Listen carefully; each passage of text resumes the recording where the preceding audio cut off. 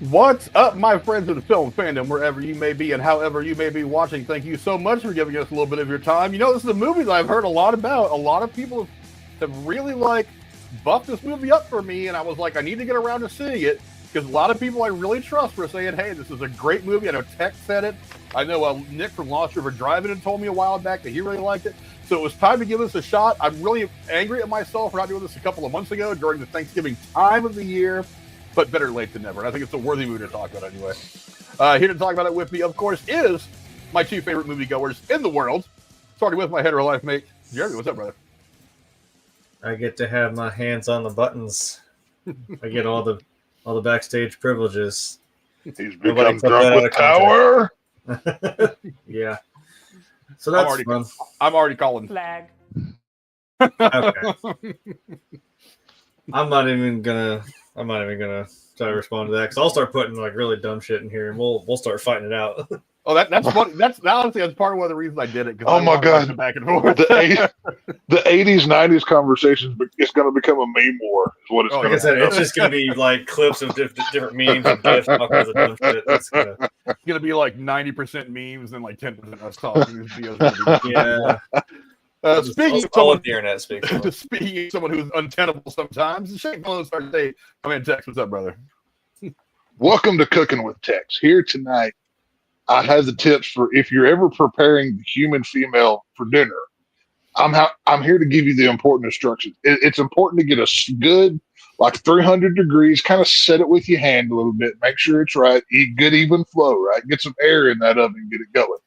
The trick is, about halfway through your cook, you want to put some tinfoil over her to make sure you get a good crispy crust on the outer ledge or on the outer edge of her. So when you cut in, you get that good sear, and it just makes that flesh delicious. So tune in next week for more cooking tips.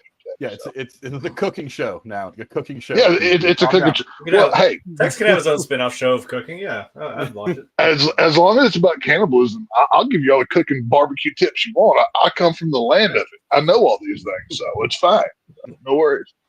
Well, usually I would ask if you're a thigh or a breast man, but I think in this case we know the answer to that, Tex. we'll talk about that scene, though. That scene was wildly entertaining. That scene was something special. But we are here, of course, to talk about the film Thanksgiving. It is the 2023 American slasher film directed by Eli Roth and written by Jeff Rendell, based on a story written by the pair, who produced with Roger Birnbaum, based on Roth's fictitious trailer of the same name from Grindhouse in 2007. The film stars Patrick Dempsey, Addison Rae, Milo Manheim, Jalen Thomas Brooks, Nell Verlaque, I'm pronouncing that wrong, Rick Hoffman, and Gina Gershon. It follows a small Massachusetts town that is terrorized by a killer in a John Carver mask around the Thanksgiving holiday 1 year after a Black Friday riot ended in tragedy. Thanksgiving received a theatrical release in the United States by TriStar Pictures on November 17th of 2023. The film received generally positive reviews from critics and grossed $46 million worldwide. It grossed $31.9 million in the United States and Canada and $14.6 million in other territories. On Rotten Tomatoes, 84% of 151 critics' reviews are positive, with an average rating of 6.8 out of 10. The website's consensus review reads, quote, "Combining belly-bursting humor with delightfully over-the-top gore, Thanksgiving is a feast for Grindhouse fans. A sequel is currently in development, which is scheduled for release in November of this year." We'll get around to talking about what we could do, what we get expecting the sequel later on. But let's get your guys' initial thoughts on the movie. Jeremy, I'll start with you. Give me some quick thoughts on Thanksgiving. Well, considering that sometimes falls on my birthday, that's kind of fun. It's a lot of food. I don't ask for much. I just ask for food at this point. Now, as for this movie, I don't know. I think watching the kill count kind of helped because like, oh, there is like something to this, that it was hilariously, it was like part of filmed as a real thing and part of like the Grindhouse, and it was just like kind of stuck in there as like a fake movie thing, and a lot of the same beats from that are in this, like the woman who's the turkey on the table, the turkey and the Thanksgiving parade getting his head just whacked off in the middle of town square. And then the other like 30% of this movie is just stolen from other slasher movies, and about 76% of the dialogue is just the F word, but that's some cool kills. I appreciate the practical effects. I will say that. Over the top, even if it doesn't make sense, like how a blunt object the size of this like can just spears your head. I don't know how, but who fucking cares? It was a cool visual. So, the practical effects were done with immense care, and I appreciate all the work they did with that. Not a whole lot of CGI in this. I think the CGI was like really obvious, which kind of ruined it, but it's whatever. I didn't care. The cheerleader got impaled through a trampoline, which was pretty damn funny. So I'll forgive the CG blood for that. Yeah, Tex, what do you think? Give me some quick thoughts on Thanksgiving. This one was one that us slasher fans waited for a long time and wondered if we would ever really get. You obviously touched on the fake trailers from Grindhouse, of course. Actually, not just this one, but Hobo with the Shotgun and Machete were all fake trailers that got real movies out of that Grindhouse deal. Now, the one movie that we haven't got yet was the fake trailer that Rob Zombie did, Werewolf Women of the SS, which I will throw my wallet at that movie right now, Rob Zombie. So go get it done. But this one was fun. I liked it. This was a love letter to the late '90s era of slasher horror, from Urban Legends, I Know What You Did Last Summer, Scream, of course. That style of horror, I like this. I like what this movie did, and I'll touch more on that later.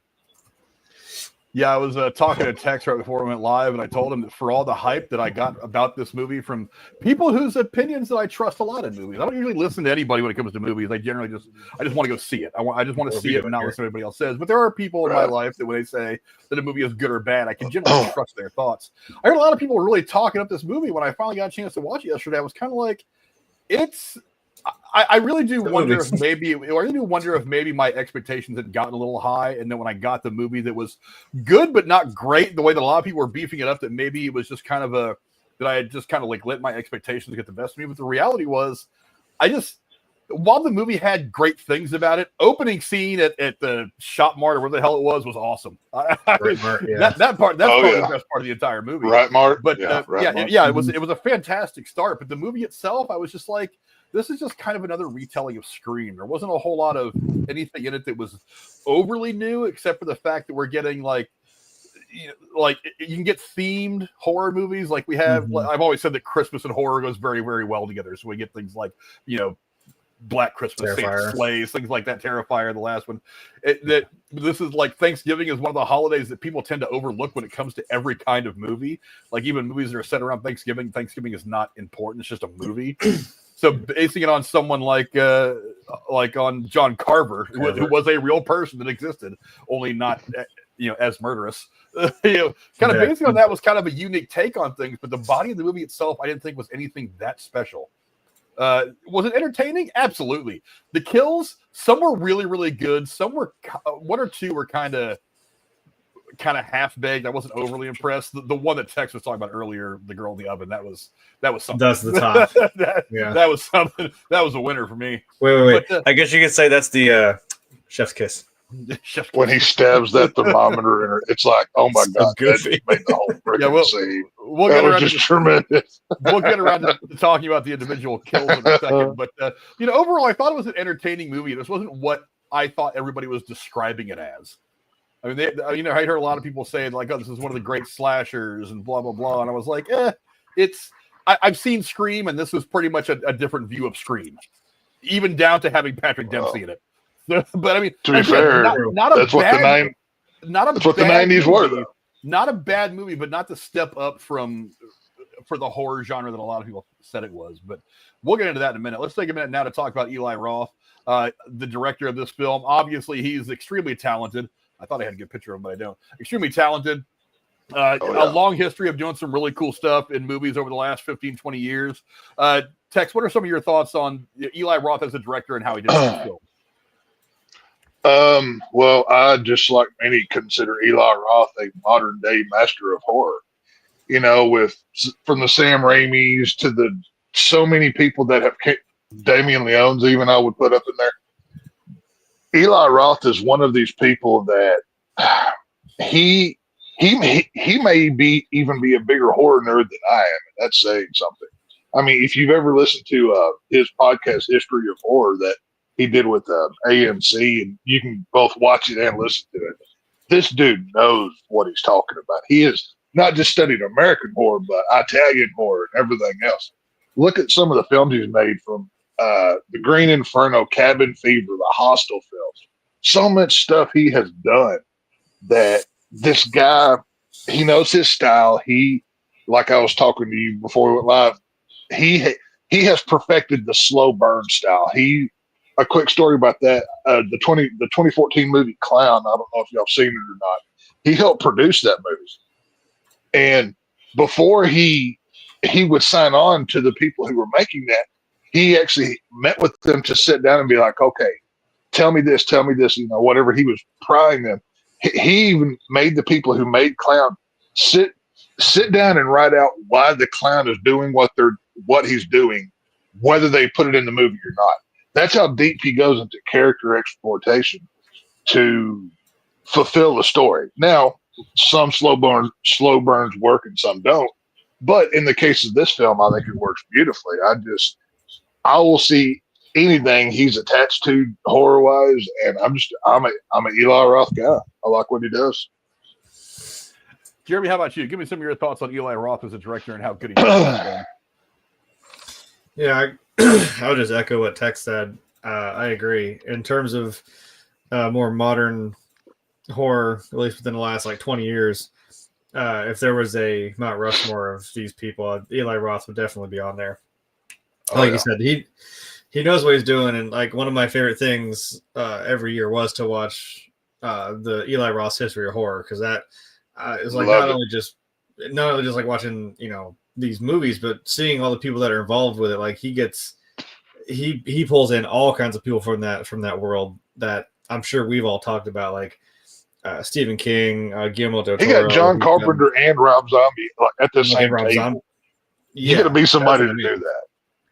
Yeah, so guy's no slouch, for sure. And I like where he came up from. I like that it's in this Grindhouse fucking era. I'm trying to fix my thing here. Good Lord. And yeah, I love, and then I can appreciate that this is something that's, I would say, kind of a passion project for him. Like I said, it existed just inside of a Grindhouse thing, like Tex said, along with Machete and stuff like that. So it's cool to see it actually then come to fruition. It's just something that you just dick around with your buddies and just make this goofy thing, and you're like, well, we can make this a full-fledged movie. Now, as Dead Meat James pointed out, it's this is a little more polished. It looks like a movie, not like a Grindhouse movie. Yeah. Which I feel it still could have worked. It still could have worked that way. I feel like that maybe to me was why I was kind of just this just looks too clean of a movie. Now, I mean, like I said, now when you get a clean looking slate, and again, the Mayflower parks its ass right behind your skull. I mean, sure, you get to see every little detail of it. But I think that the movie worked. It was just some of the editing. I think the pacing was a little weird. I was kind of gonna say also what Frank said. I'm it was certainly a movie, I guess, that happened. A themed movie where I'm okay, so the original things of it, I guess, original in the fact that it was themed around Thanksgiving, sticking corn on the cob holders through the chick's ears on either side of her head. I was oh, that was great. I love that. Jesus Christ. Obviously baking the stepmom in the oven as a turkey. I was okay, there's that. She was already hot. Then he put her in the oven. So there you go. This is one of the great shots of horror. I mean, it works. Yeah. Yeah. I don't know. I try to think of just the characters just kind of annoyed me a little bit, and I was I don't know if they're supposed to be shitty and I'm supposed to just not care when they die. I don't know. I mean, you kind gave other characters. Yeah, I was I mean, I get it. They're obnoxious teens. I think even Dead Meat said yeah, they gave it to teenagers to make it authentic. I'm okay, sure. I mean, I also sprinkle my sentences with commas as F-bombs, but it's a little obnoxious. It was Rob Zombie's levels of obnoxious almost. I'm okay, we get it. You're also from Massachusetts. It's a fuck you, fuck this, fuck that, fuck me, fuck your mom, fuck your cousin, fuck your sister, fuck your dog. I'm like, okay, I get Jesus Christ. Can we get to the? It's like 10 minutes in. Can we get to the title card? Jesus. But he couldn't. But he didn't. Okay, this is in Massachusetts. He squeezed in a Seattle football jersey, but not one Boston Red Sox cap or at all. No Patriots gear. Like that's the one thing that surprised me about it. I was kind of surprised. But I mean, they gave other characters some death, which I'm sure once we talk about characters, I'll talk about my favorite character, which should come as no surprise to anybody. But I wonder if it's my favorite too. I got a feeling it probably is. We'll find that out here. We'll find that here in just a second. Look, Eli Roth. I mean, as a filmmaker, he's been kind of hit or miss for me. I mean, he's made some good ones. Don't get me wrong. I like the Hostel movies, even though they've been like Rotten Tomatoes and some of the other sites have them running around the middle of the pack as far as like ratings are concerned. I thought they were unique for the genre. They were different. Cabin Fever I thought was okay. I haven't seen it in a lot of years. Some of the stuff I haven't seen. I love the first one. I love Cabin Fever. I haven't seen the Green Inferno. Knock Knock, I always wanted to see and never got around to it. That's the one he did with Keanu Reeves, where the two girls knock on his door and all hell breaks loose. Ana de Armas. Oh, God bless that one. You know what? I got to be honest. One of the films that's got his second lowest Rotten Tomatoes rating. He did the Death Wish remake with Bruce Willis back in 2018. I'm not gonna lie. I thought that movie was pretty dope. I mean, I never saw that. And I'm one of those people. I grew up watching the original Death Wish movies from the 70s into the 80s with Charles Bronson and all that. So I have kind of a generational bias towards those movies. And even I was kind of like when that movie was getting ready to come out. I was like, remake.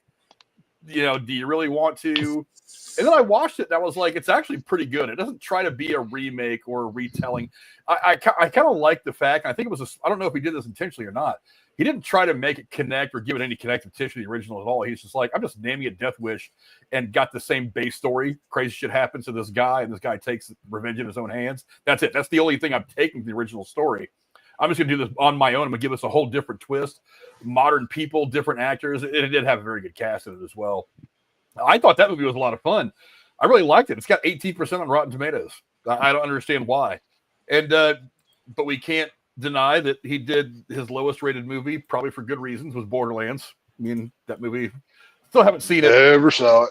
I still haven't seen it. I can't bring myself to see it. It's one of those movies where it's like everybody has said this movie's terrible. If he had not cast, if he had not cast She Who Shall Not Be Named, I might have watched it. But it wouldn't have. No, I don't know. It's not even about.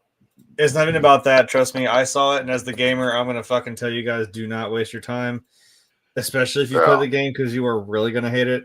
It's not only that, but all the casting felt really weird. It felt I don't know, didn't feel. I don't want to say genuine. It just didn't feel like anything. I don't know what the hell happened there. I mean, the trailers alone. You fumble the ball that hard. What did Dempsey say? It's like fumbling on a 1 yard line. He fumbled on the 1 yard.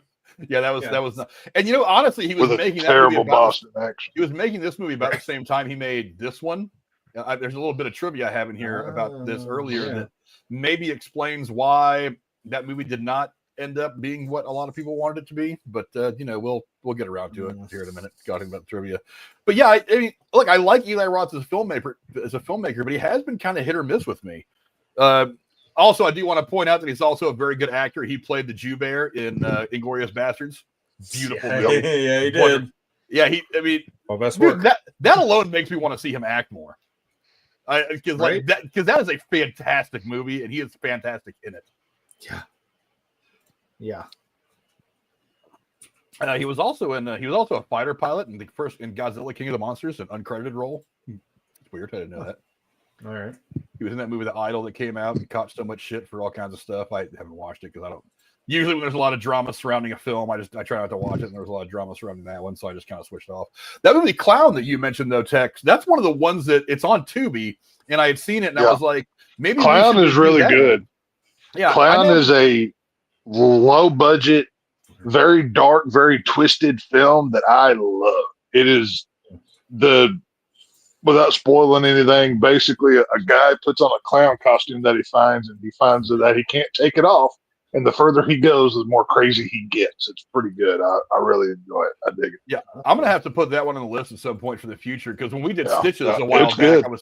I was looking at both Stitches and that on Tubi, and I was like, I want to throw one of these in there because they both just Clown is better than pretty good. Stitches.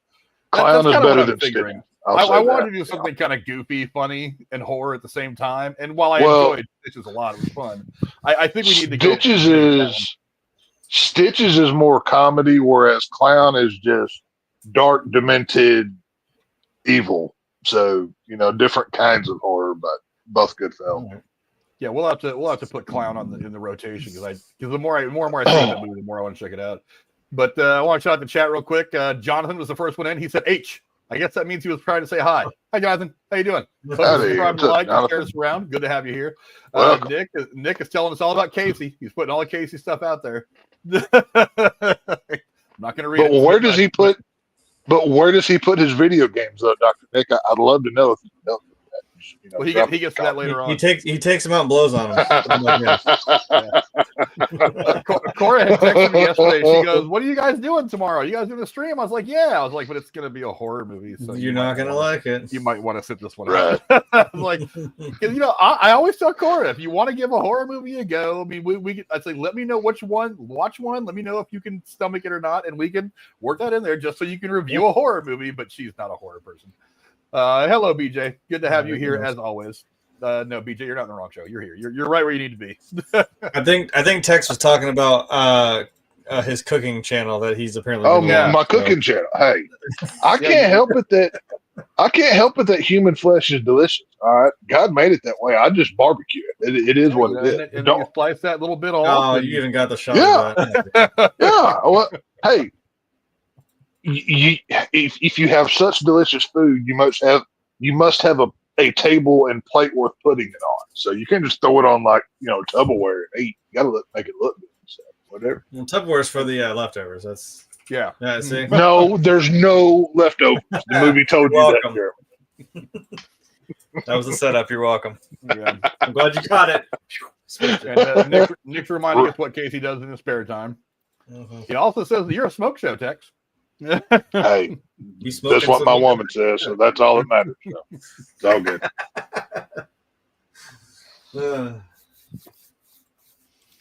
And oh no. So Cora's got to bounce out since she can't stay. Her best friend's first grandchild is being born, so she's waiting on her call. Yes, Cora, it's okay if you pop in and out. That's fine. Yeah. And please give your best friend's first grandchild best wishes on. Tell them to name it after me. Tell them to call it Tex. I'll feel very honored. It'll be great. We're gonna name it asshole. That doesn't really roll off the tongue. That works too. Hey, that's fine. That's fine. In spirit, it was named after me. I'm good with that. We're good. I'm saying you can still tell me that, and I'll answer. BJ's no. Turn her off for food shows. Nah, BJ, you'll be fine. You'll be fine. You just wait till the Food Network gives me a call, and I take that bait. You just wait. You just wait, BJ. BJ, I will cook for you. This needs to happen at some point. I need to have you over here. I will cook for you, man. Jeremy knows I can cook. He knows I can put some meat on the grill. I can cook. I can cook in the kitchen. I can do it all. I can put some food out. I can make some food out. That's usually what you lead with. Like, hey, want to come over? I'm making I'm making this. And I'm like, yeah, of course. Every time I invite someone over, because my buddy Carl, he's been one of my friends since high school. Since about the time I graduated high school and we started hanging out. I called him. I ran into him the other day. He was across the street from my house doing something for somebody else. And I was like, dude, you got to come over. I said, actually, Jennifer cooks Saturday. She's making some kind of teriyaki chicken shit. You got to come over. He was like, all right, cool. I keep trying to lead every sentence off. Yeah, I keep trying to invite people over and tell them that we're having them for dinner, but none of them ever show up. I don't know why. It's weird. It's like they know something. I don't know what's going on. Whatever. I'm having an old friend for dinner. Like, why is he playing Silence of the Lambs? Why are you holding me up there to measure me against this pan? I don't know. No, I will not fit in your oven. Hell. A can of fava beans. Amazing, yeah. Mm-hmm. And a nice Chianti, maybe. Who knows? But let's now move on to the cast of the film, which I'm going to say a lot about the cast of this film. A little bit good, a little bit bad, certainly aggressive. I'll go to you first, Jay. Give me your thoughts on the cast of the film. What do you think of it, and who stood out to you the most? Holy Lord Jesus titballs, there was a lot of fucking people in the first like 5 minutes, and I got confused as absolute shit. That being said, I at least managed to right away pick out my favorite character, which, of course, hello, where is my mouse? God damn it. Which, of course, was McCarty, because... Yeah, my boy. Yeah, exactly. That is not McCarty, but that's okay. Yeah, when he comes out there in a fucking Eddie Munson looking like, outfit, he's got his leather jacket, he's got his denim vest on with his rock and roll patches, a blunderbuss, and a tricorn hat. I'm like, I like this guy. That's my dude. And being, like I said earlier, when you give characters a little more depth, then I'm like, yeah, he's not just, rock and roll and guns and alcohol. He kind of seemed like a genuine dude, and he was actually trying to help them out, like not get killed by this John Carver guy. I'm surprised. I don't think Dead Meat picked up on it. I was like, that's another Grindhouse thing. He pulls up a fucking guitar case and there's guns inside of it. I'm like, wait a minute, that's also a Grindhouse nod. Now wait a damn second. That's some Robert Rodriguez stuff. Desperado, I should have got that picture. I don't know why I didn't. Yeah, no. And the reason, I liked his character, and I've been told by Brooding Gamer before. I've been told by several people. They're like, if you were ever in a movie, you would be like that guy who just like has the guns and like just that little side character that's just kind of out there, and he always gives the characters guns for some reason. Has a whole stash, like the guy in Boondock Saints. Just tosses him a bag, flips on the light, and says like, "Knock yourself out." I was like, I appreciate that. That's kind of flattering. So that's why I connected with this guy. I was like, he's just got guns in like every corner of his fucking house for like different occasions. Even when dude said like, McCarty, do you have like a human-sized gun? He's pulling out like 44 magnums and be like, oh, you got to say some Dirty Harry shit too if you get extra points for that. I'm like, really? You didn't want that Desert Eagle? You wanted the Glock? Give me that Desert Eagle. I want to hang on the Kabul. Yeah, he chose a SIG. But is it gold plated though? To quote them. That may have been the downside. But yeah, as for everyone else, like I said, it felt like there was so much going on, and I mean, if it was meant to be the chaos of Black Friday, then good job, I guess. But I mean, throwing so many characters at me all at once, and I'm supposed to be like, okay, who's this? Who's this person? Who's that? Who are you? Where are you? What? What? How do you know each other? What is this? Oh shit, someone died. Okay. And then the whole movie, I'm trying to figure out who the hell knows who and how. I don't know. The main set of characters you had there, the picture of them all in the car, like, sure, they seem like typical fucking teenagers. They're like, some of them are just kind of shitty, and I just kind of want them to die. Especially like the little sleazeball, like, not boyfriend, but I guess he becomes the boyfriend, like the rich kid, who's just an absolute little weasel. I'm like, you just want to punch him in the face. I mean, the whole movie. And I mean, what else I got to say about Patrick Dempsey? I mean, he's Patrick Dempsey. I also saw it coming from a fucking mile away that it was him. Spoiler alert. Yeah. I was like, he's the biggest star. He's the biggest star. Yeah, that's the trope.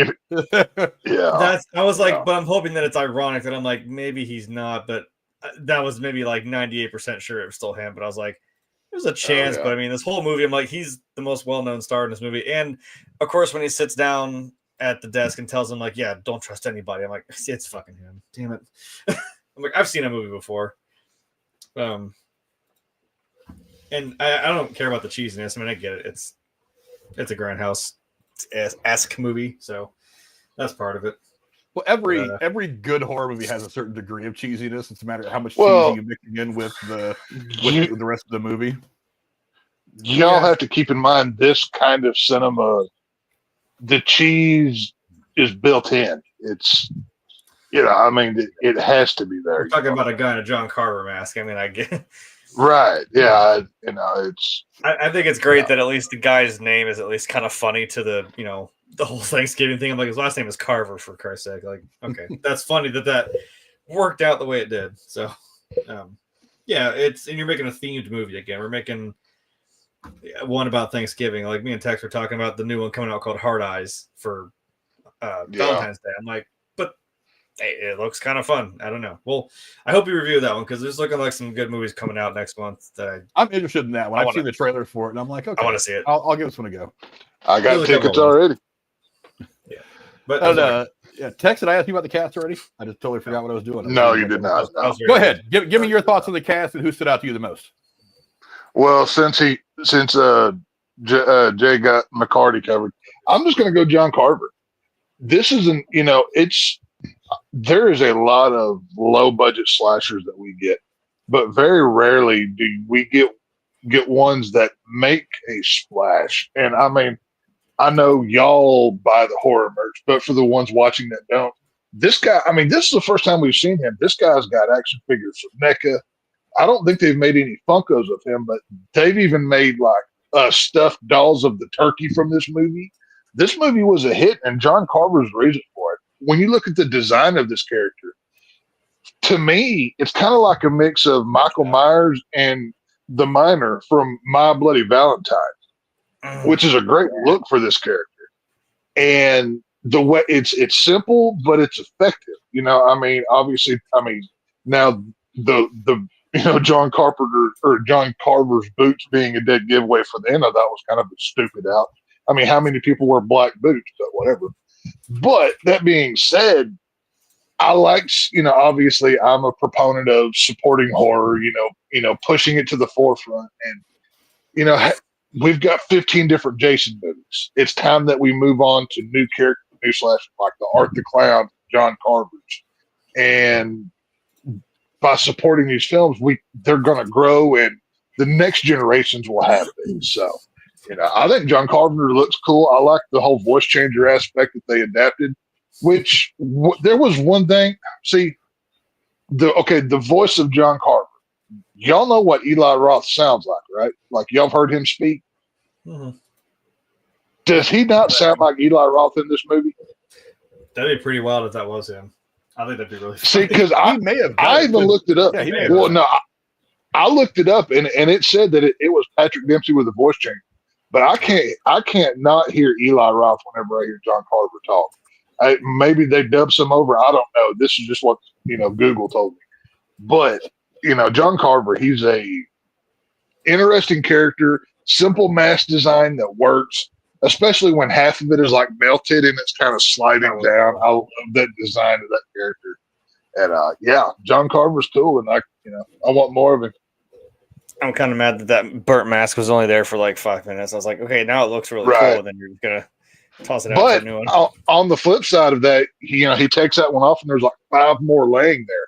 Which, if we're gonna compare this to Scream, because obviously what it is, maybe that just means in Thanksgiving too, there's more than one John Carver. There could be 2, there could be 3. So it kind of builds the lore of John Carver being this generation's Ghostface in a way. So I think that would be a terrible idea because this movie already feels too much like Scream anyway. At this point, you may as well have made another Scream movie. I'm going to disagree with that. And to top it off, they're talking about his character coming back for the Scream movie. They focused on that firefighter a little too. I was like, oh, he totally walked out there, didn't he?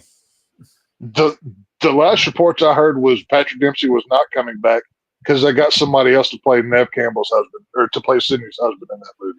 So I forget who they said it was, but it was not Patrick Dempsey last I heard. But you never know. They could be lying or things can happen. But given the proven IP of Scream, and this is playing off of those urban legends, and I Know What You Did Last Summer were rip-offs of Scream, I think it will be kind of a strength to play into that because it's worked in the past, but to each their own. Yeah, the cast in the movie to me is one of the weak spots. I got to be honest, I couldn't stand any of these kids. I put them a shade Addison or Rae two. Doesn't do a damn thing in this movie. She doesn't really matter. I put them a shade or two above those 2 obnoxious girls from the Terrifier movie, the first one. Like, come on, you. Well, no, I mean, honestly, from not the characters themselves or the actresses at all. Just, I mean, like I said, the girls from the first Terrifier movie, they're the girls that get whacked. In the Catherine Cora Cohen was tremendous in Terrifier. She got naked and was tied upside down and saw it for Christ's sake. Yeah, well, that's she should have won an Oscar for that. That's great for the one scene of the kill. Her character and her friend's character were completely useless. They were the two girls Their to get father. whacked in the first 5 minutes of a horror movie that managed to last for the entire horror movie. These kids are kind of the same thing. It's like, for one, yes, there's part of me is the old man syndrome where I'm like, I don't like anybody under the age of 30 anymore. But it's like, I'm glad I squeaked in there under the radar. Damn. Yeah, I can watch this objectively and be like, maybe there's a character in here I want to like. The only one I wanted to like was the kid because he was a baseball player, was a pitching phenom, and he gets his arm broke, and then it's Bobby. the whole. Oh, that arm breaking scene though, dude. That's horrible to watch. I mean, it was horrible. It was brutal. I loved it. It was buried amongst the chaos of the whole fight at the shopping center, at the store anyway. So, and there was way other cooler deaths than that, which we'll talk about in a minute. But I couldn't really get behind any characters. I kind of got behind the guy on the left, the dad. I kind of was like, I was feeling his pain over the course of the movie. Because I figured he gets called into work on Thanksgiving, everything goes to hell, his wife gets killed. I can understand why he's so jaded, but that's one of the reasons why the whole time I thought he's not going to be the killer because it's too easy. That's the kind of thing they do at Scream. Now I have to admit, because this movie is at this point now a year and a half old, stuff had already popped up on the internet. I already knew who the real killer was. I already knew it was Patrick Dempsey coming into the movie. So maybe that's one of the things that kind of hurt my viewing of the movie is I already knew the big reveal. That said, I thought the reveal was pretty good. But a couple of people I want to point out is, for one, Gina Gershon is still awesome. Mm-hmm. Oh yeah. And that slow scalping with the shopping cart pulling away. Oh, how great is that to watch? It is amazing. Like that hair wrapped around. I love it. And another person that I absolutely love, I listen to his podcast all the time, is Tim Dillon. I love Tim Dillon. Oh yeah. Nice. I don't know if you guys listen to his podcast or not. Dude, because I listen to Joe Rogan's podcast. There are 3 people that if they show up on Rogan's podcast, I will stop what I'm doing to listen.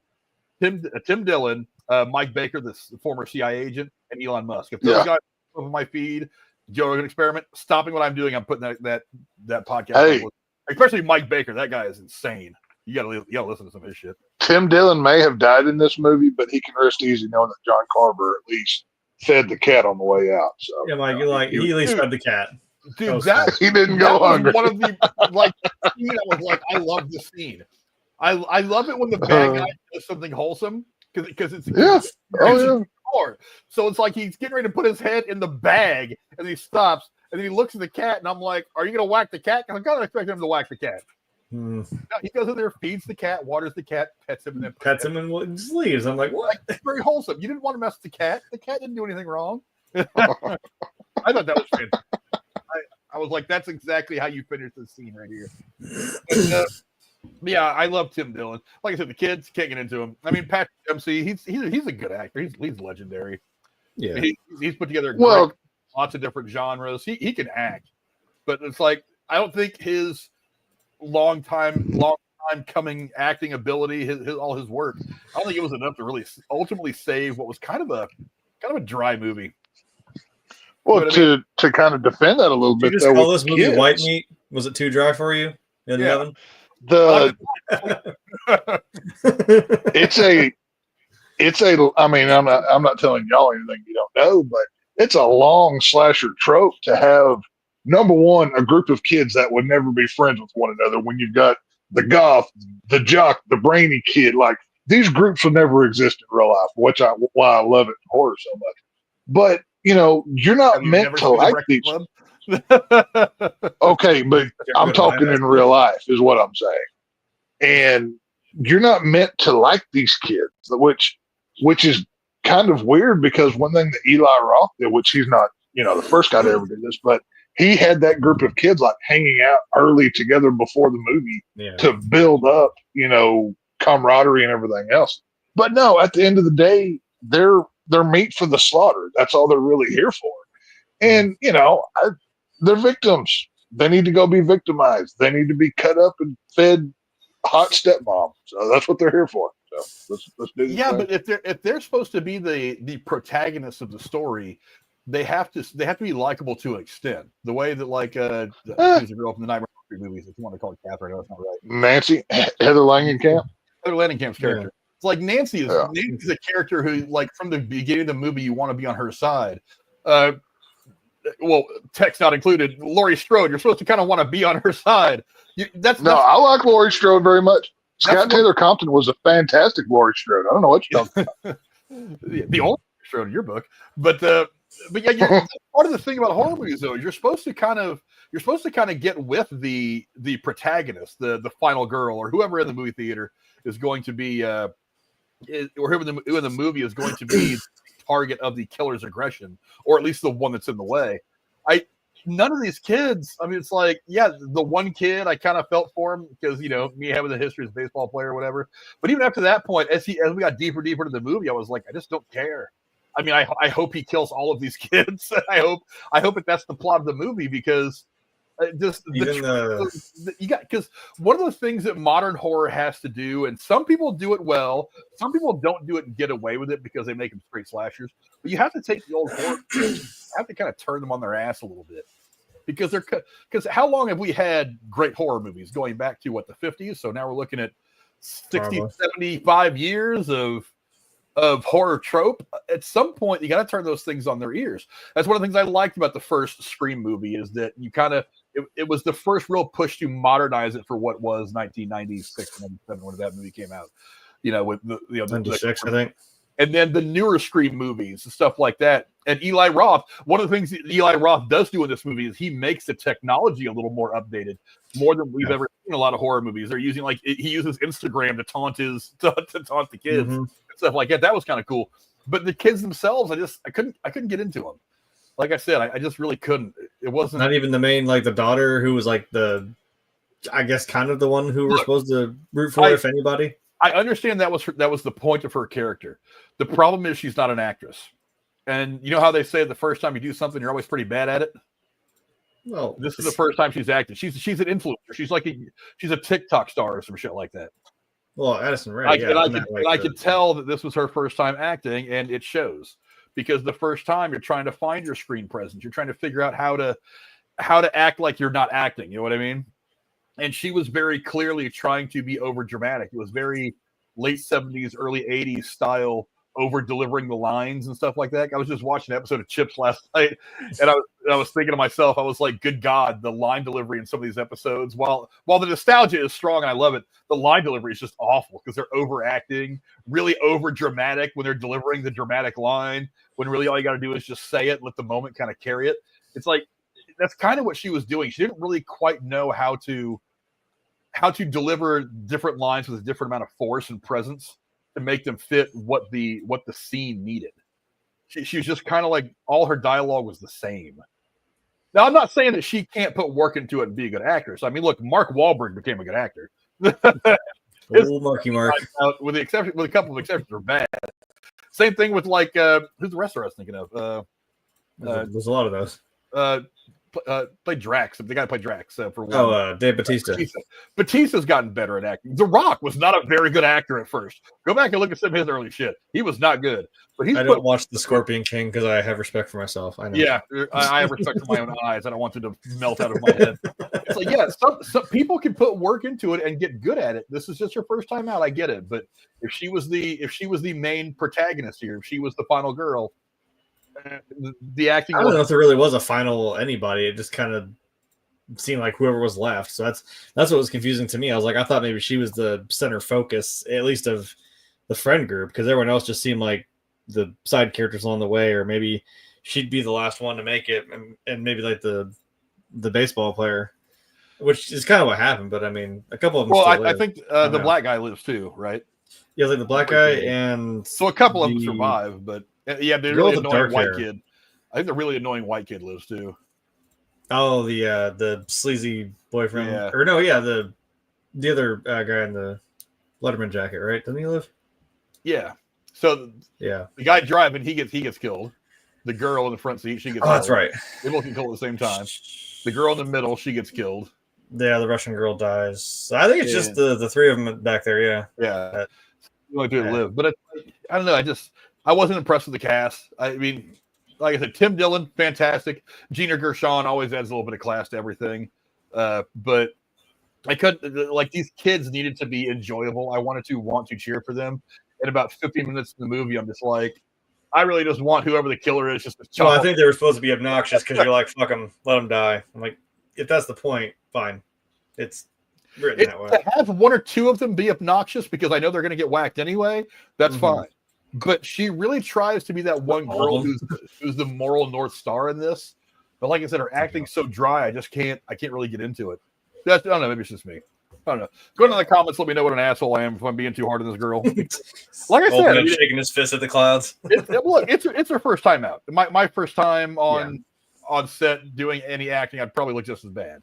But I'm objective enough to know that I'm going to be bad. I'm also smart. That shit will drive you crazy. I've done some acting in like a friend of mine who does music videos. I've done it, and I'm like, I'm so overly fucking critical of myself, and I'm like, I know that's bad. I stepped the wrong way. I looked. That's stupid. Can I do it again? I'm hard on myself. Like I get it.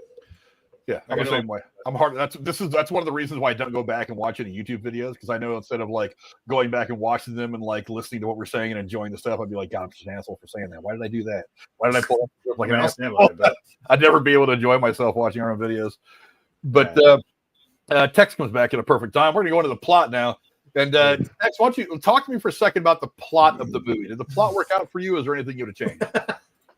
Hey, at least he made it on the palette. How thoughtful of him. Hey, I thought that was a. I would have been great if some forklift just goes by and just picks him up. The dude slit his carotid artery for a waffle maker.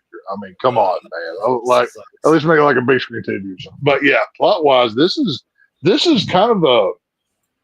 It's kind of a put up of our consumer culture of Black Fridays of yesterday. We don't really see them anymore, considering Black Friday starts in September. It seems like now. Yeah, I kind of miss the days where you could go to Walmart or Toys R Us, and it was like Mad Max going in to get your kids' Christmas present. That was always fun to go through. But it takes the old genre of the slasher, the guy in the mask doing whatever, and it gives it a new kind of justifiable reason why he's doing what he's doing. It's not just, oh, he was born evil, or you cut my mom's head off and now I kill all the teens that party and have sex, whatever. This was more of a adult approach from things. And I like I think a fair way to say this is it's kind of a convoluted slasher, because it's not as basic as he was born that way and now he kills on Halloween. For John Carver, what's so funny about this plot is if the victims of this plot did not help him by bringing him the security footage, this plot couldn't have happened. They because the security footage was hidden and everything else. I like this. It works. It's a creative take on the slasher genre, and it's kind of smart in a way of how they do that. They give you good kills throughout the plot. I think there's I'm sure you're going to play the how many people died, so I'm going to hold on to that piece of information because I actually researched it, so I'm prepared this time frame. But it's got a good kill ratio to the movie. The kills are creative. I mean, you've got a woman gets cut in half by a dumpster lid. That was a great kill. That was, and then he put the fat cow. He put her lower half on top of the store's logo. That was, which I need to see how that. There better be some deleted scenes of how that happened, because I've never seen it. That was really good. But plot wise, it works. It's a creative slasher. It's not a stupid. You smoked weed, now you're gonna die, and it works. It's like I said, a little convoluted at times, but you know what? I had fun through all of it, and I think so did most people. So yeah, the plot works. I think it's great. There it is. There it is. There you go. I was looking That's for it. awesome. I was like, I know that I that is so cool. I mean, aren't most dumpster lids made out of like plastic, so it's like light to move? And I don't think I've ever seen a metal dumpster lid like that. I don't think a metal dumpster lid would have done that either. I'm like, that is not right. Again, it's the Mayflower through the dude's skull. I'm like, that does not happen. That's not how that works. But whatever. Basically, that's like a human size or like a waist size guillotine is what that dumpster was. That's like an over the top like Halloween Halloween haunt prop. I'm like, that doesn't fucking happen, but it's still a cool effect when you see a a lid, basically like a mimic from D&D, just Well, chop somebody in half and at the waist. just take the scene. Just take the scene. Well, I think my only one problem with the plot is, which it's actually my favorite scene from this movie, is why does why does a evil clown show up to a Thanksgiving parade and nobody really says anything? Like everything else is on I theme. wondered that too. I was like, and then wait, there's just that's the evil gotta be clown because it's not a place. Yeah, I was like, what? right? Like, well, and that scene right there was the dead giveaway of okay. Every other cop is here besides Patrick Dempsey, and everything's going nuts. That's your dead giveaway scene, by the way, people. But it's like, oh, there's, the Plymouth Rocks float with the knockoff Eddie Munson, which was really cool to see, by the way. But then there's just like a green-haired clown wearing Arthur Clown get up. It's like, why are you here? Like, okay, and you've got an axe? Like, nobody saw this in the jacket crowd. Okay. In the crowd, like, Halloween's over, asshole. That's what I'm saying. It's like, I think you're about 30 days late now. But besides that, like I said, I love that scene. But by the way, it's the best kill in the movie. The dude gets his head cut off and then a boat shoved through the back of the dude's head. That was just so much fun. All the gooey bits and everything else. Yeah, it's just a lot of fun. Yeah, like, I think that's really the only thing that doesn't work plot-wise, and I think it's kind of weak how, you've got dirt on your shoes, so you must be the killer. Like, that was kind of weak to me, but, I'm live streaming it. It's time to go viral. That was kind of, whatever. I think the idea of that wasn't so much the dirt on the shoes, it was little prickly things that were on the It was, yeah.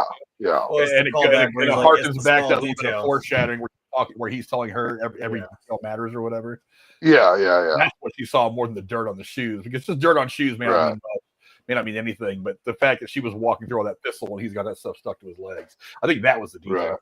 But I don't know, Jeremy, what do you think of the plot of the movie? Did it work for you, or would you have changed anything? Now that I know the whole plot, it kind of works. I think it's, I think it may have just been a little extreme. I was like, man, in 1 year, and that's where you landed? I think you got some other deep-rooted problems, my guy. Because I don't think you landed that easily within a year. Like, there's no way. It was not a far fall. It was not a far fall for him to go psycho. He already had plans ahead of time. Yeah, I'm like, man, I don't know how that guy was a cop, because there's no way in hell. Well, he was a small town cop, though.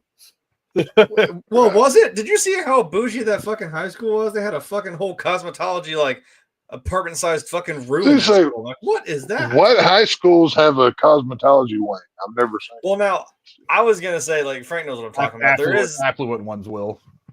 Well, there is one, like, here that does stuff like that, where it's like a career. Yeah, the career center, college / high school. There's like a career center that does stuff like that. So I'm like, maybe that's what this school is supposed to be. But I'm like, is this small town or is it not? Like, I was really kind of confused. I feel like if it was, I think it's small town, but it's like the rich part of town. It's like the very well. It's like all of the teenagers drive BMWs to school kind of town. Well, I guess, but I was like, I thought that's what the Weasley boyfriend was supposed to be like. He's the one fish out of water because he's like the fucking rich kid. He's a prick. I was like, okay, I don't know. But no, it seemed a little over the top, and I mean, I'm even saying over the top for the fact that again, it's a Grindhouse-esque movie. I'm like, okay, that's a little out there. And I'm just gonna say it. Mitch got done dirtiest of all. Like, man, justice for Mitch. What the hell? That guy didn't deserve any of that shit. And I'm like, wait a minute. So once I finally figured out who the hell was who at the very end of the damn movie, I'm like, so you're telling me, wait a minute, he impregnated Mitch's wife? I'm like, so you're still a piece of shit, Patrick Dempsey. I don't see where there's any supposed to be like redemption for you at all. I'm like, if there was going to be any, I'm like, no, what? You're mad because like someone you had an affair with got killed, which I mean, if you believe in karma, I think that's what that might have been. But I don't know. I don't think she deserved that either. But shit, I know it's explained away with, oh, she was going to leave Mitch anyway. I'm like, okay, if you know that for sure, man, okay. But the whole kind of scream like it's what do I always say? Everybody's a suspect, in the small town. That kind of worked. It is kind of I Know What You Did Last Summer, kind of a vibe. There was a lot of literally in the first 5 seconds. I'm like, oh, we're ripping off Halloween already. Okay, we're heavy breathing behind a mask. And if that isn't foreshadowing a shit, because when he opens the door, hey, it's Patrick Dempsey. I'm like, they tell you from the beginning, it's him. And the whole I don't remember her damn name. This is how forgettable they were. I don't remember the main girl's name. She looks out the window and there he is, standing off in the distance, staring at her like Michael Myers. And she looks away. Looks back. Oh yeah, they definitely, damn it. They definitely paid homage to the great scenes of the past of slasher media. And they did one. They did a damn Friday the 13th gotcha, the Jason coming out of the water in the boat, grabbing her. Like, oh look, he grabbed her and he's on fire. And then she woke up and that was it. I was like, why? What was the point of that? Where was the boy? What boy? Yeah, there was that right boy. There. That kind of felt like the end of Friday the 13th, where he jumps out of the boat out of fucking nowhere, and she wakes up was it a dream? Did it happen? You don't know. Fuck you. Roll credits. I'm like, okay, I guess you got me, champ. What? I'm so jaded. I've seen movies. Okay. But as for it kind of did the whole throwing the shade wherever it needed to go, even though again, I knew it was Patrick Dempsey the whole damn time. Maybe again that's just my jaded having seen so many movies before, but I don't know, it worked. And like I said, I think the thing that saved it for me was the kills. Obviously, the practical effects were the best part. Oh, that's why you go to see a movie like this. You know what I mean? Yeah, that's a big part of it. Yeah, but, that's what saved it for me. Yeah, I don't like I said. As far as the plot, unimpressive. Again, it was just Scream. It was. No, it was Scream at Thanksgiving, Frank. It's distinctly different. I don't know what you're talking about. A guy in a. The only difference between this movie and Scream is that there's only one killer instead of the always two killers they have at Scream, or three or four. It was the start of the school year in Scream. It could have been around Thanksgiving time. You don't fuck. Could have been, yeah. But the plot relatively unoriginal. It's. I don't mind if people make movies that are homages to other movies they've seen. I mean, if you think about it, sure. Not in the horror genre. That's what Seth MacFarlane's been doing with Family Guy. Is he's just like, I get it. You watch TV in the 80s. We know, but I mean, it's all in the presentation. I don't think there's anything spectacular. I think that a weak plot, not great acting, is bolstered by awesome kills. And one or two people that do a good job over the course of the movie, Patrick Dempsey being one of them, and that's pretty much what carries the movie. I think that's what kind of holds the movie back from being something other than any other slasher I've ever seen, which is entertaining but not extraordinary. You know what I mean? Like I said, I think the plot was just kind of dead. I mean, it's like, okay, small town, guys going after children. That's literally the plot of what? 500 other horror movies over the last 70 years. And like I said, you can redo another plot. It's all in the presentation. There's nothing in the presentation here that really made it stand out for me.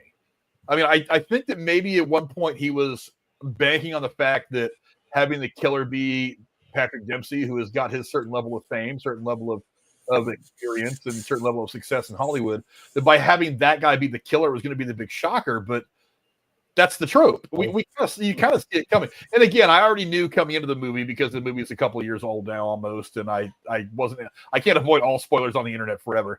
But I was like, even then, if I'd have been gone to this movie fresh, I might have been like, that's been done before about 200 times too. So there's not really anything new here. What carries this movie, obviously, for me, is the kills. A couple of them were not exactly spectacular, but some of them were downright fucking awesome. I mean, the one thing I thought was hilarious, like I said, as far as the plot's concerned, number one, the whole Black Friday massacre thing, I thought was a fantastic way to start the movie. Like him making fun of that consumerism, everybody freaking out in that over a waffle maker. And Black Friday was still great. I was just kind of like, you hit the nail on the head with that one. And all all the people dying. I mean, now granted, it's a little rare for people to actually die at Black Friday in real life, but it happens though. It's just sad to know that it's not rare enough. It has happened more than once. There, Mm-hmm. you can Google search Black Friday and shopping and death, and you will find more than one article about some crazy shit happening and someone dying. Hey, but everybody needs that $100 flat screen that makes it about 6 months, and by July you need a new television. Everybody needs that TV. The one thing I really liked about it is after that scene was over, you get to this where it's like it's playing, and then like after it's just like R.I.P. to the victims. Don't forget to like and subscribe. And I was like, oh my god, I feel bad for even being a YouTuber now. I felt like we're not that kind of YouTuber, at least. I know, but I felt third way guilty because I'm like, this is why I don't ever say like and share the stream very often, because I feel like I'm one of those people out there begging for attention. It's like I see this and I'm like, all YouTubers should just feel bad about this. It wasn't even YouTube though; it's vid to stream or whatever the hell it is. Vids to stream, yeah. See, but there's one thing that we haven't said here though. It's not just consumerism. I think that Eli Roth was commenting on, like when old boy, slices his own throat getting a waffle maker. Nobody cared. They just, this is kind of commentary he took the waffle iron right out of his fucking hands and left him. I'm like, this is what I'm saying. This is kind of what Joker 2019 kind of said, how society just walks over you. They don't care. They literally see, like the people behind him see this happen, and they just keep going. Not one person stops and, oh my God, hold your neck. So it's kind of double level commentaries that he has going. I like what he did. Even before that, the guy's got the glass in his neck, and he walks over to grab at the waffle maker, knowing that he's got his fucking piece he's of glass. Still trying, man. Yeah, and he's still trying to get that damn waffle maker, and I'm like, come on, right? It's now obviously he's doing, and he's commenting about it in the right way, in a funny way. He's doing it in a Scream way, in a very meta way. Yeah. Obviously, if we were going through Black Friday and some dude in a hockey jersey slit his carotid artery, we're going to go, oh, holy crap. At least you're going to say, don't step in that blood. You're going to at least see it. You know what I'm saying? But these hundreds of people were so hell-bent on that dadgum waffle maker that they're willing to go through the middle of Baghdad for it. You know what I mean? So it's kind of, I like what Eli Roth did there. But yeah, let's take a minute to talk about the deaths before we move on. That's overall the deaths in this movie. There's only one of them that I kind of looked at and very unimpressed. Like that was the one I didn't like, but it was immediately followed up by one that was actually done pretty well. So I kind of blew past that.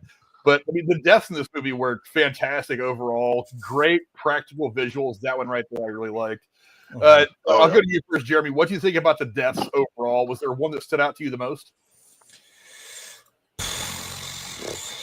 Man, like I almost want to put it in two categories of like one that was just kind of like more realistic. This was hard to choose from, honestly. This was hard to do. Yeah, because I'm like, there's ones that are pretty realistic and it's brutal because you're like, oh shit, like the first one you had there of the security guy getting trampled. I'm like, that's real and that's a fucking scary thing, man. Like, yeah, or that when you get like the fucking little pocket chainsaw or whatever. Carver in the stomach, which is what I did. That was pretty. See, again, when you do the stuff that's like specific to the theme, like putting the turkey carver in old dude's stomach there, and again the corn cob holders in the chick's ears, like, ow, and then shoving her onto the table saw.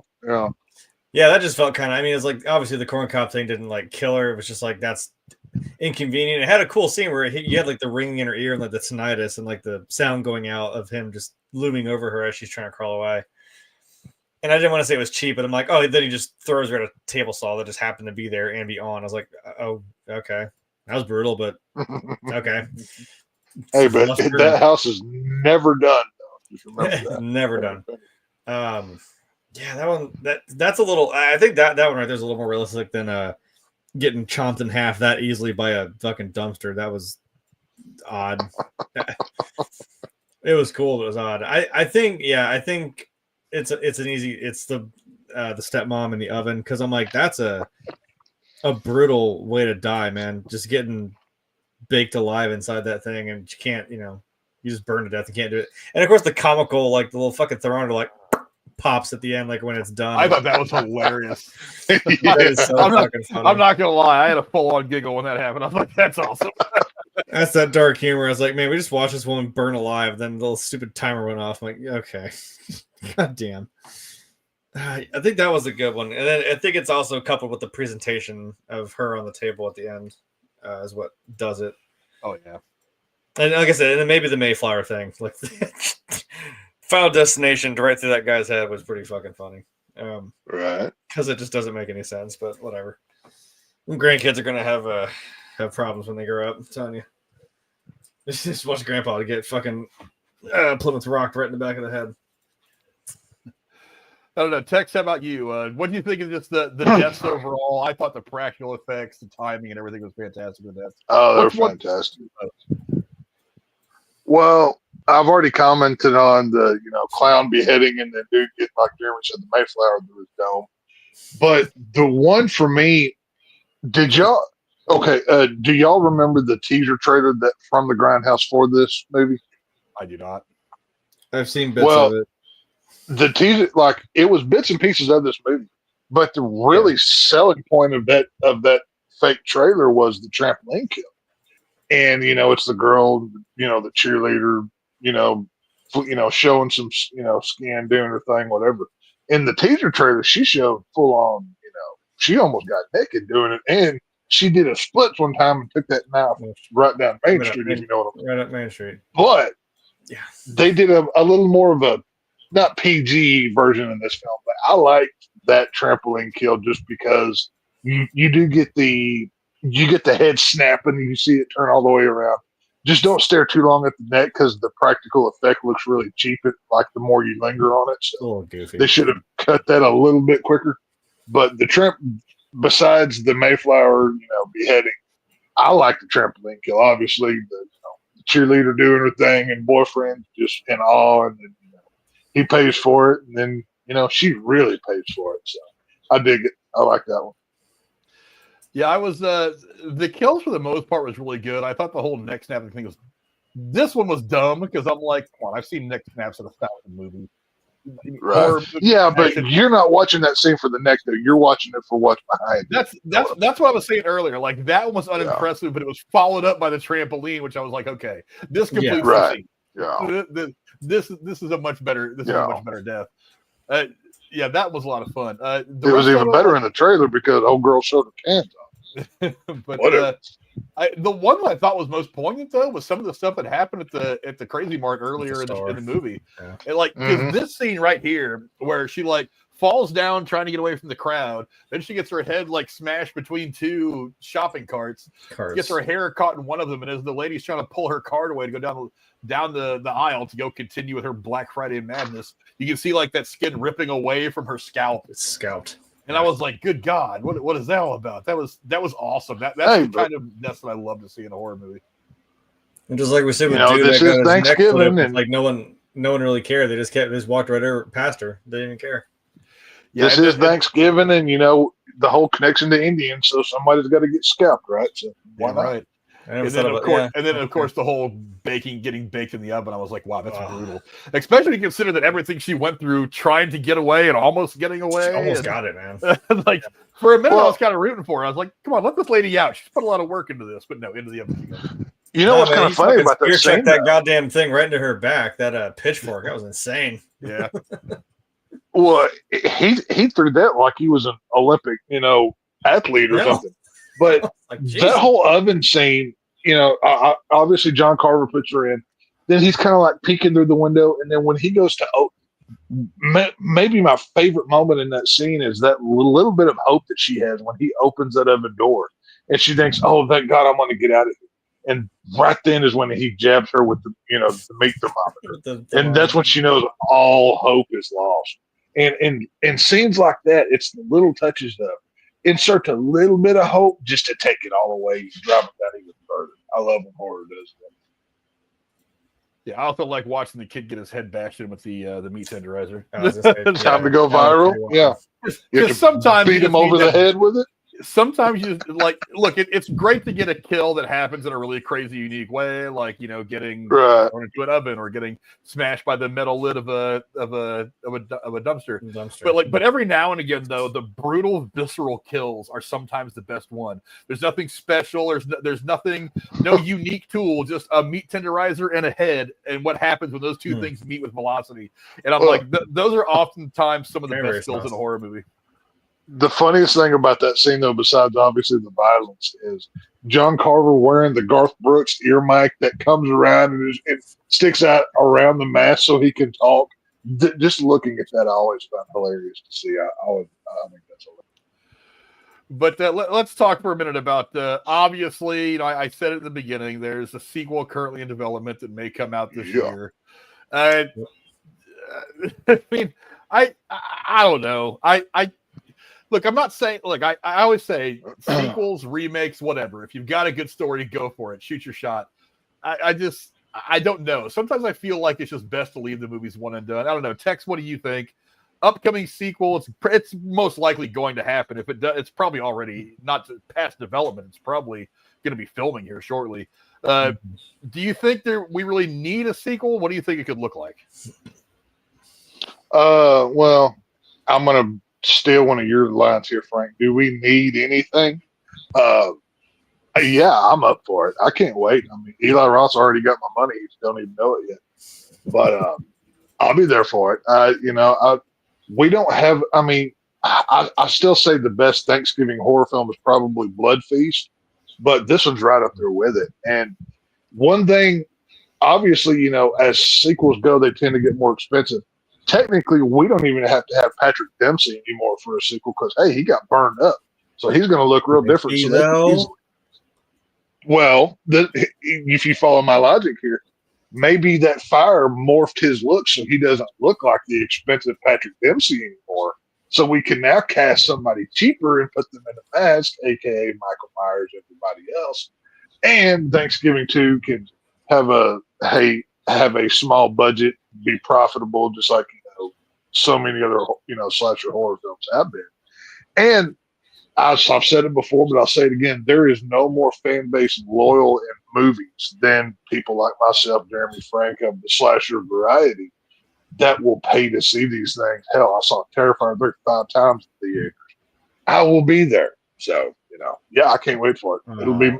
I guarantee you, it'll be profitable. I'll say it now, and I know nothing about budget or date. It'll be profitable when it comes out. Frank, Jeremy, you want to do the honors? Go ahead if you want. Oh no, I don't know if you were watching the chat. Oh, I'm watching. I saw your reaction. Casey's too fat to stab anybody. Frank does nothing. Oh, we know. Have you seen my wiener?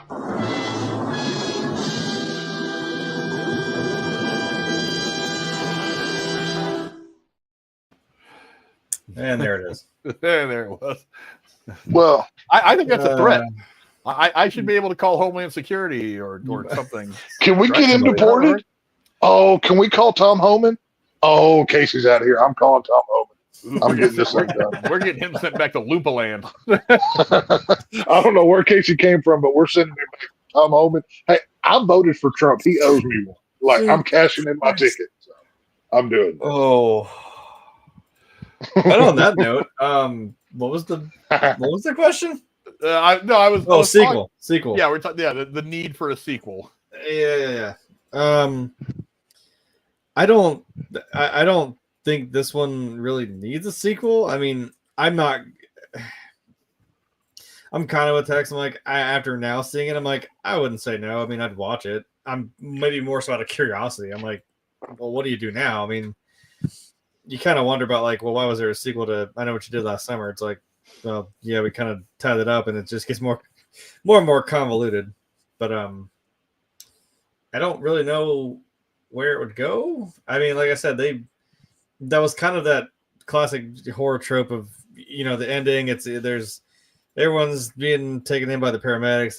They're watching and all of a sudden it reminded me of the remake of House of Wax. Like as they're leaving and shit, and then they're like, oh, they had a third I like brother. There's that movie some too. toothless motherfucker sitting on the back of a trailer, like waving like a fucking dork. I'm like, oh, there's the third brother.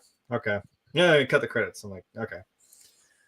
And they focused on that damn firefighter for way too long when they're like, hey, we checked they're like really heavy handing it to you. Like, we checked every single inch of this place. The fire burned everything. By the way, that ending roll slow, is a straight up. I was like, it's him.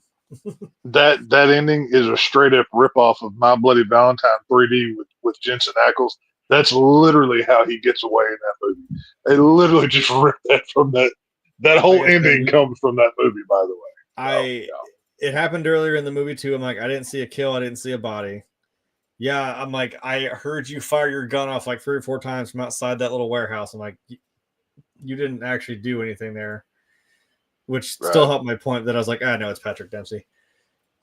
Maybe he nabbed one of the firefighters, killed him, took his stuff, and I don't know, got out. Hey, who knows? How many times? I mean, at least twice Michael Myers has swapped clothes with a emergency worker and gotten away from a crime That was scene. so fucking dumb. Don't even start about Resurrection. That was fucking stupid. I'm not even talking about Resurrection. I was like, it was not really him. Halloween, Halloween 5. I want to say that's how he gets away.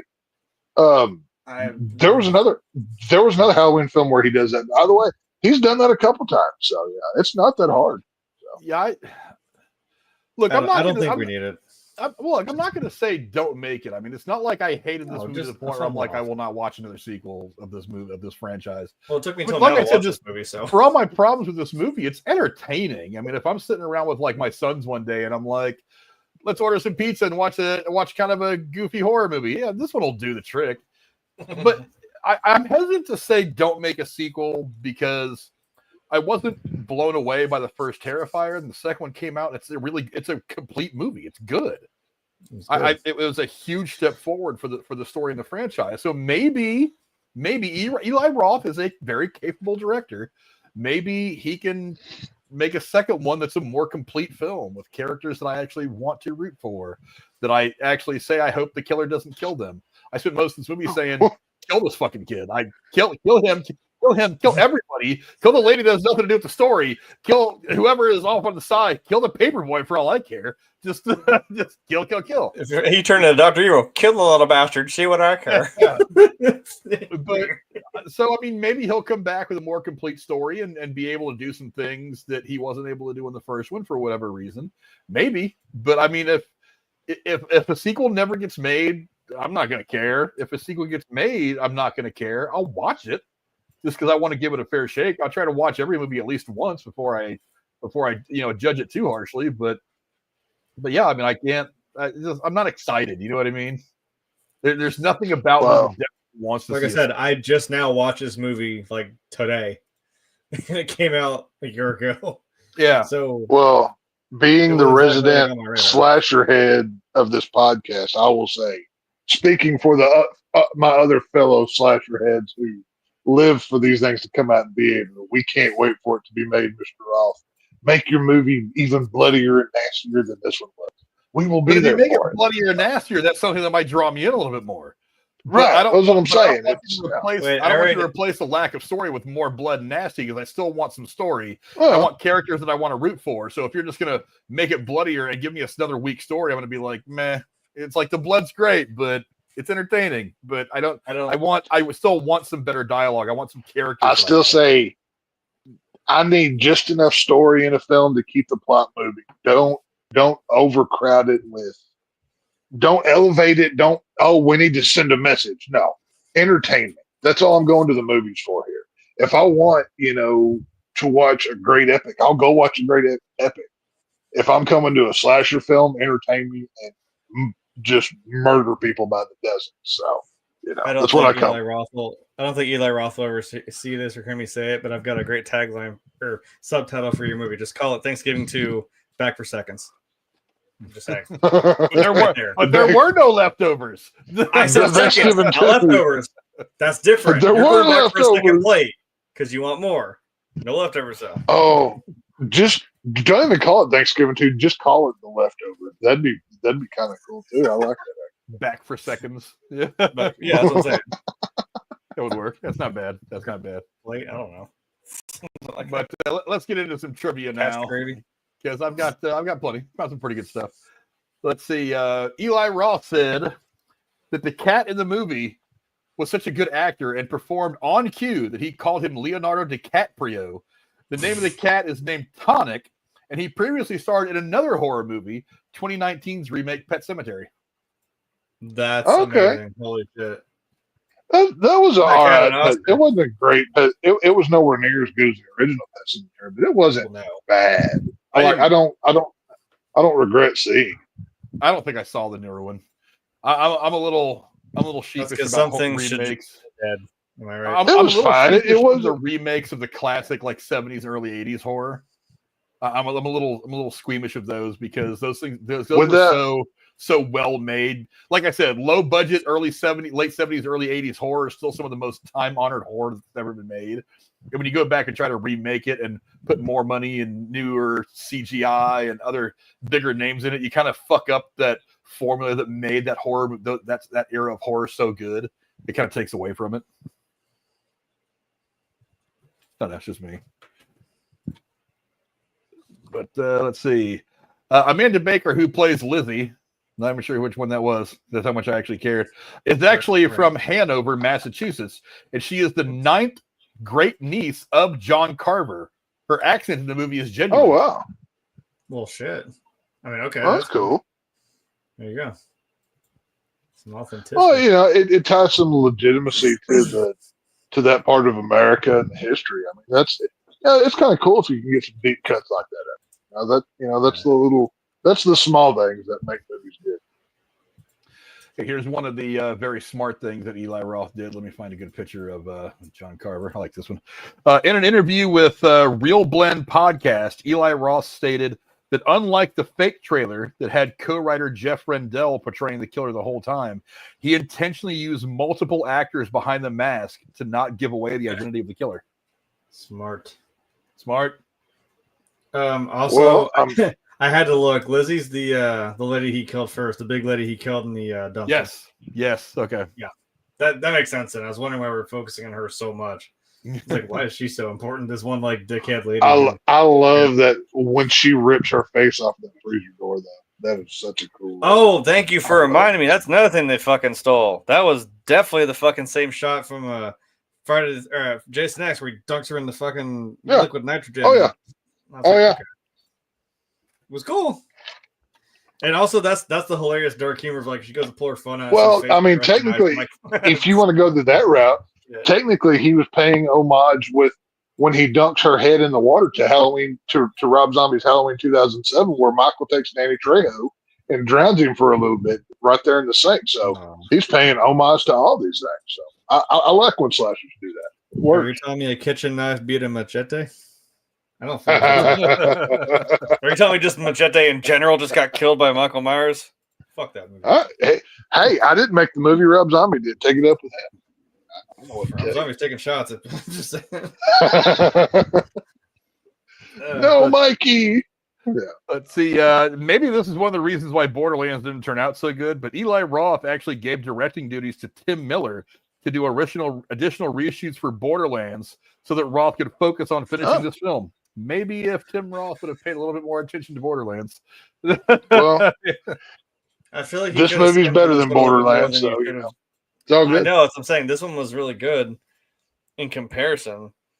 I was like, I feel like you were trying to hit a bigger audience with Borderlands. You fumbled on the 1 yard line.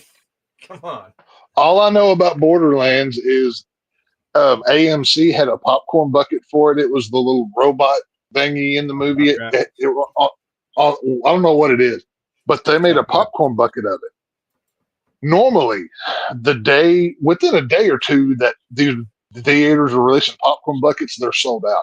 Weeks after Borderlands was out, they still had boxes full of that stupid popcorn bucket for Borderlands. Nobody wanted it. So, yeah. You know what? I'd be like, I'll buy one for $5 just to have it in my collection. I'm not spending. Yeah, no, it was. I went like a month after Borderlands came out, and they were still trying to sell it. Like it did not move whatsoever. the hilarious part about Claptrap is he is supposed to be annoying and no one actually likes him. So okay. maybe that's accurate, but I think it's like people didn't even want it just to have that because it's like it's the movie. Well, one. that and I think people are kind of tired of Jack Black a little bit too, to be honest with you. Yeah, well, I was trying to forgive that because I'm like, no, that's actually accurate to the game. Nobody fucking likes Claptrap, so I was like, okay, he's supposed to be annoying. But I was like, no. Idea. But the problem is the entire movie was like that, so I was like, okay, Right. I'm sorry, I'm still mad about them casting Kevin Hart as Roland. That does not. You're telling me Mr. 5'0" is supposed to be some like badass like fucking gunner? Like, no, it doesn't work. Whatever. I'm gonna stop talking about that movie because it's gonna piss me off again. Calm down, Jay. Take a Valium. It'll be okay. I love those guys. Oh, fuck you. See, Eli Roth has stated that if he were to make only one other movie, this film would be his magnum opus. I don't know if I'm with you on that, I Eli. don't know if I'd put it on that one. Hey, like I said earlier, Eli Roth is a modern day horror master, and I support it. I like it. I think this is, as much as I love Cabin Fever, I think this is better than Cabin Fever. Is it better than Hostel? I don't.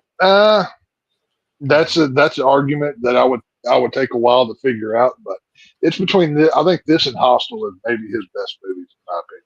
It's up to it's a conversation worth having. Let's see. The meat tenderizer is a constructed weapon made up of a mallet with an attached waffle iron plate. The waffle iron giveaway the year before helped spur the riot, the trampling, and the deaths during the Midnight Madness and Wright store, which is why he constructed this weapon. I love the deep cuts. I dig that. That's cool. I don't think it really. You hit somebody hard enough with it, man. You're gonna bust someone's skull. So okay. Hey, he could have just took that door killed like 2 people, right? So he could have just took some glass out of that door and killed people with it. Why not do that too? Could have on accident. I mean, the guy just kind of got pushed into the glass and then he got trampled. So I don't know. Yeah, this is actually, and I actually don't count one of these as a horror. This is actually the 4th horror movie for Patrick Dempsey, who played the sheriff Eric Newton. After his performances in The Stuff from 1985, which we reviewed forever ago, I honestly don't remember him even being in that movie. I'm going to have to go rewatch that one. Oh, I'm sorry. It was as an uncredited underground stuff buyer, so maybe that's why he wasn't noticeable. Outbreak, 1995, which is not a horror movie. I'm sorry. And Scream 3, which came out in 2000. Yeah, Outbreak is not a horror movie. A very good movie, but it's not a horror movie. Who the hell said Outbreak is a horror movie? Well, it's like the same people who I keep saying, who the fuck? I can't tell you the last time that I saw Outbreak. Like, I'll have to rewatch that before I called it a horror movie or not, though. Do they even? Granted, this is. I don't think Jaws is a horror movie. I'm just saying. But, I mean, well, what is Outbreak? Is it kind of like a Outbreak 1998 film? It is an American medical disaster film directed by Wolfgang Peterson, so not a horror. I was gonna say like maybe like a disaster movie, kind of. 1995 American medical disaster film, according to Wikipedia. Very good movie. Yeah, don't get me wrong. Very good movie. Yeah, I can get behind that. I also thought it was really, really funny that as all the COVID stuff was popping off, that movie was on all the streaming services. I was like, well, I mean, I watched Quarantine when that happened. I was like, this will be funny. So let's see. What's my next piece of trivia here? The decapitation of the turkey mascot. Where's that picture of his head laying there? The decapitation of the turkey mascot during the parade. A girl getting killed on a trampoline. The person cooked and prepared like a turkey with someone vomiting in response. Were all directly inspired by scenes from the fake Thanksgiving trailer seen in Grindhouse in 2000. Mm-hmm. Yeah, that's one thing. Like, as much as I like this movie, I wish he had went with the 80s grainy Grindhouse style. I think that would have put this movie even more over the top. But I think why he went with the 90s is to just be a little bit different because everybody goes 80s horror. Not many people have done 90s yet. Maybe in 10 years they'll start doing 90s horror, retro, whatever. But I would have wished, like, if I would have done it, I would have went cliche and went 80s and done, or 70s, 80s and went grainy with the film quality and whatever. But, creative choices, so whatever. Yeah, and let's see. In an homage to Halloween in 1978, this film starts with a point of view shot from the killer's perspective approaching a house. This also foreshadows the reveal that Sheriff Eric Newland is the killer. Yeah, I said that. I was like, the first 5 seconds of the movie, I'm like, oh, we're already doing that. Interesting. See, that was one. There was, obviously in Halloween, the famous line, "Everybody's entitled to one good scare." I wish he would have had one of the as they're setting down for the final meal, have him say, "Everybody's entitled to one good meal," or something. There's so many callbacks and nostalgia baked previous stuff. Having some form of that line, I thought would have been cool. There's Halloween, there's Friday the 13th, there's 15 different things we've pointed out just within this podcast that this movie does successfully. They do it right. This is, to the slasher nuts like myself, I'll tell one on us. We're a loyal fan base. You can give it hell. There's 15 Halloweens or whatever it is, and we keep coming back. We're a loyal bunch. We don't need to tell me a tremendous story or tell me something new. Give us something that we like, and we'll give you our money. We're not asking for you to reinvent the wheel here. We're just asking you to do it good. So, we're not asking for a lot. I did my time. I watched all the Texas Chainsaws at least once. Hey, I keep doing my time. I love being in this prison. I'll continue to rewatch Halloween, Texas Chainsaws, and Last House on the Left, and all of these genre films. This is one of the movies that I love. I'll love them till I die. I don't need my movies to be elevated or have a political message. Keep your hereditaries and all your nonsense. Give me the slasher gore, whatever, and I'm happy. I know what I like, and for so many people that don't, that's kind of sad. So you're gonna tell me you like Texas Chainsaw 4? No, you don't. Don't lie to yourself. We don't. Well, like that. With all the good comes the bad. Texas Chainsaw 4 we don't talk about, but Texas Chainsaw 2 and 3 were fantastic. Right. As they get made, hey, you can't tell me.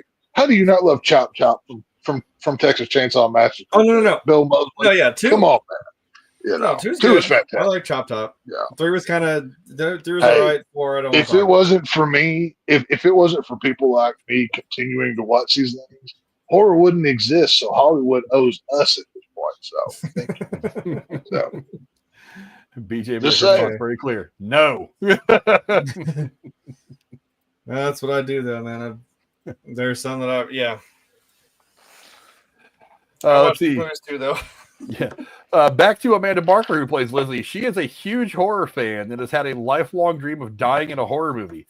She was incredibly excited to film her death scene when Eli Roth showed her the teaser trailer, which prominently featured her character's kill. She cried tears of joy and said, quote, "I never thought my career this would happen to me." Eli Roth later said, quote, "She was so emotional. It meant so much to her." I feel it. That'd be amazing. I love it. I don't even care. Yeah. Put me in a horror movie. It'd be a lot of fun. I would love to be in. I would love to be the victim in one of the most bloodiest, goriest scenes, whether it's Arthur Clown, Leatherface, Michael Myers, whoever it happens to be. Butcher me in the most tremendous way that it gets put on lists for the next 50 years of most gruesome deaths in horror. That's what you want. Yeah, I can't say that me with my no acting experience outside of a play in 5th grade, that it was like John Carpenter somebody like John Carpenter would come up to me and say, "Hey, I want you to be the first kill in my movie." I'd be like, "I will do it for free. I will pay my own flight out there. I will pay for my hotel. I just want to. Yeah. I want to die in a John Carpenter movie. I want to die and one of the give me any of the great horror directors. It's like I will die in your movie. I want that honor." As a film fan, Damien Leone or like Rob Zombie said, "Hey, Tech, we want to butcher you, crucify you, destroy your body, cover it in acid, and blow it up with dynamite. I'm there tomorrow. I'll stay as long as you need." Full body cast tomorrow. Let's go. Right. Do right now do whatever first thing you in the need. morning. Right. Can we go now? Like I will leave my family for this. I will go. I'm like, let's go right now. I'm good. I get it. I understand her. Plot in life. I'll probably use this picture for this one because I think it's very fitting. In the film, at the dinner table, Kathleen is shown cooked wearing her pilgrim dress. In the Blu-ray extras, there is an alternate version briefly seen. In it, you can see the cooked body of Kathleen nude with her groin area removed and stuffed with stuffing. I've never seen that. Ask, but we're all thinking Texas like, I'm going to buy this on Blu-ray or right now. That's what I was gonna say. Excuse me while I go to Amazon. I'll be back in 5 minutes. Amazon.com, Blu-ray. Right, yeah. Oh, yeah, I'm all Hey, you know what? Hey, that's fun. This is the exploitation, trauma, B-movie stuff where this kind of thing exists. And it's why I love this kind of stuff. Because they push boundaries, they get gross, and they get weird. That's what makes movies fun for me. I love that kind of stuff. Why not get crazy with it? Why not have Art the Clown shove mashed potatoes into a lady's head where he blew it off with a shotgun? Do stuff like that. I'm down. You will have my money. So it's fine. All right, one more. Jeremy, you told me you already cheated. So I'm curious what you think. What's the body count? Hold on. Before you answer. Text, what do you think? I don't know if you've looked yet. I already know what it is because I kept count as I watched the movie, and it's 12. Okay. 12. Yeah. Yeah. According to IMDb, Fuck the body off. count is 15. All of them were on Oh, screen. bull crap. I will don't know take James A. Janice's word as I am gospel every time. challenging. I am so Hang on. goddamn done with IMDb. No. Let's see. It's wrong 1, every time. 2, 3, 4, 5, 6, 7, 8, 9, 10, 11. Well, you see, I've got 12. Okay, here's 12. interesting. Screen Rant says all 10 kills in Eli Roth's Thanksgiving. So he says 10. Okay, well, you've got. So you've got Lonnie, neck snapped at 180 degrees. There's 2 deaths there's 3 deaths in the store. Okay. Here's where I wonder if Screen Rant is accurate. It also says that the sheriff, Eric Newland, is dead, but I don't think he's dead. Then There's 2 in that one. Bludgeoned to death. Then it says Amanda. 2. Then Amy, the trampoline girl. Then Lizzie, the lady who gets chopped in half with the dumpster. The turkey mascot, Kathleen. Parade float driver who gets the thing through the face. Yulia, who gets completely screwed up. And the Screen Rant missed some. Screen Rant had to have missed some. 3, 7,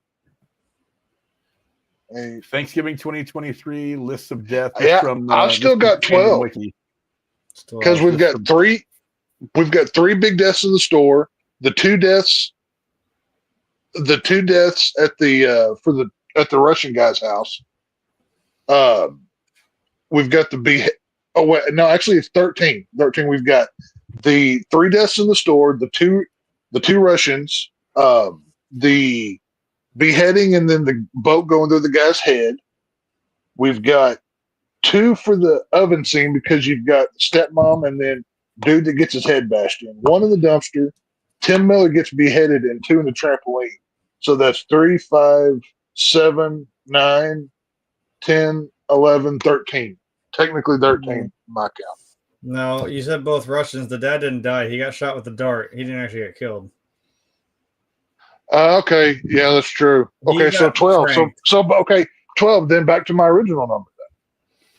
I don't know, because like I said, the Screen Rant one actually counts the sheriff as dying. Hey, IMDb, I take note too, IMDb. So what do you got? Oh yeah, I've questioned a lot of shit because I've actually caught. As I've read through some of the trivia, I've actually caught things on IMDb that kind of counteract other pieces of trivia from like 3 sections earlier. So yeah, I get it. I know that you can call me I'm like the John Madden. I'm the color analyst of horror films. I've got notes over here. I've got circles and booms and bams. All right, just saying. So I'm counting over here. IMDb. Yeah, well, we'll have to check. Well, maybe we could probably do a whole video of us challenging IMDb's death count for multiple. Right. Yeah.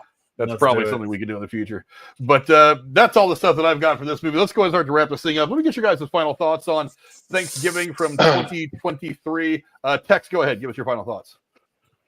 Yeah, this is a fun one. It's a callback to the 90s, to the, like we said, the Scream, I Know What You Did Last Summer. It's a fun watch. It's one I watch it every Thanksgiving since it came out.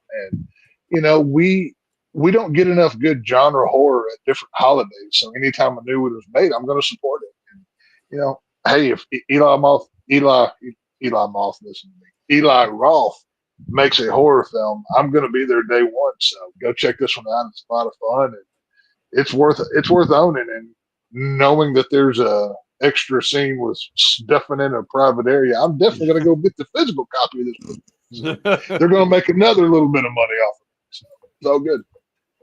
Jeremy, give me your final thoughts on Thanksgiving. I almost called it Halloween. On Thanksgiving. Yeah, like I said, I think I was initially interested in the movie and just never got around to it. So as I said, I didn't watch it until today for the point of review.